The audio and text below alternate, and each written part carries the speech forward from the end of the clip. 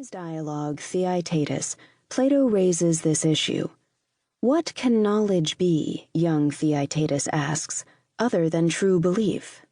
After all, if you have a true belief, you are not making any mistakes.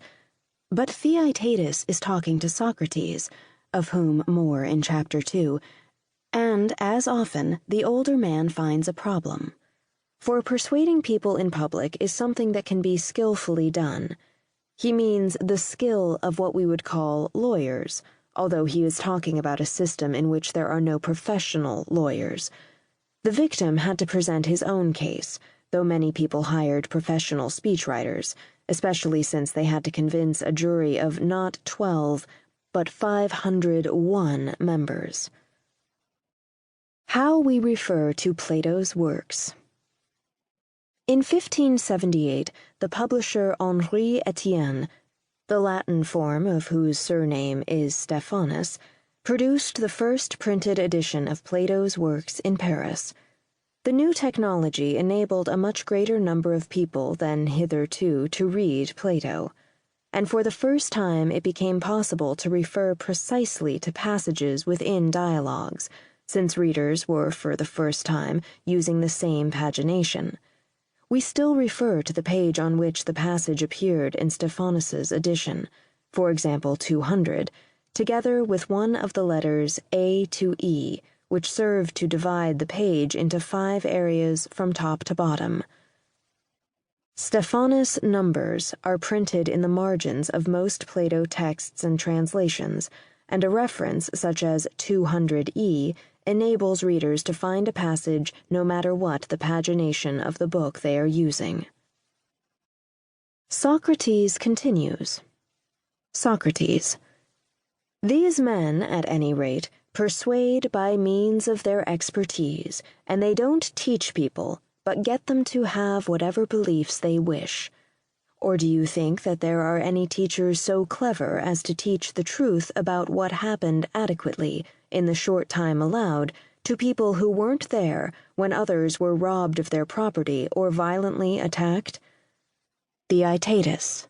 No, I don't think they could at all, but I think they could persuade them. Socrates. And by persuading them, don't you mean getting them to have a belief? Theaetetus. Of course. Socrates. Well, when a jury has been persuaded fairly about something about which you could only have knowledge if you were an eyewitness, not otherwise, while they judge from what they've heard and get a true belief, haven't they then judged without knowledge, though they were persuaded of what's correct, since they made a good judgment? Theaetetus. Absolutely. Socrates. But look, if true belief and knowledge were the same thing, then an excellent juryman wouldn't have a correct belief without knowledge.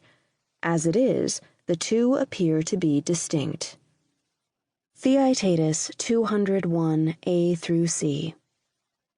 This sounds convincing, indeed perhaps blindingly obvious, but like the jury, we can raise the question of whether we should be convinced.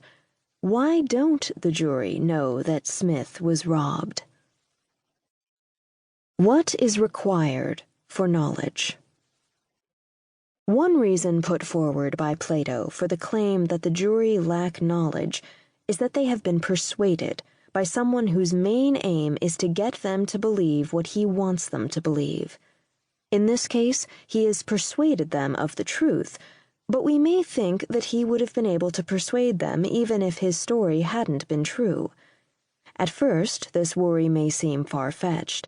If you have acquired a true belief in a certain way, why worry that you might have been persuaded of something false in that same way? How can what didn't happen cast doubt on what did? But in fact, this worry about the power of persuasion is serious, because it casts doubt on the route by which the belief is acquired.